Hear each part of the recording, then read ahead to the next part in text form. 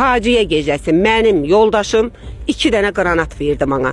Dedi bunun biri tank əleyhinədir, biri balaca sarı limonka.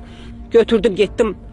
4 də balam yanımda, getdim Ağdama. Yoldaşım dedi ki, əsir düşmək söhbəti olmasın. Gördün ki, ermənilər tökülüb üstünə.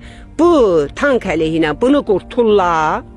Gördün, yox, eləyə bilmədin, çoxdular, sən karıxdın, bu balacanı qur. Zümrüt, özünü də, balalarını da öldür. Girov düşmək söhbəti olmasın. Yolda, Naxçıvanik'in asfaltında, ta Qaraqayanın altıydı. Orada erməni oazı gəldi. Erməni oazı gördü ki, Xocalılar budur, gəlir. Bütün postlara məlumat verdi, postlar qalxdı ayağa.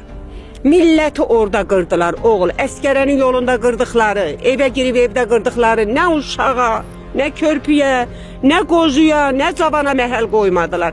Vəhşiliklə hamını qanına qəltan elədilər.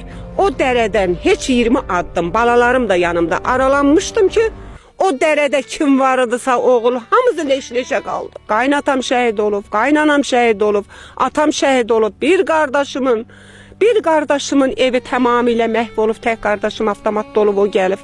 2 balası, anası, atası, yoldaşı, cavan gəlin 20 neçə yaşında. Hamısı şəhid olub, heç birisini meydin tapmamışlar.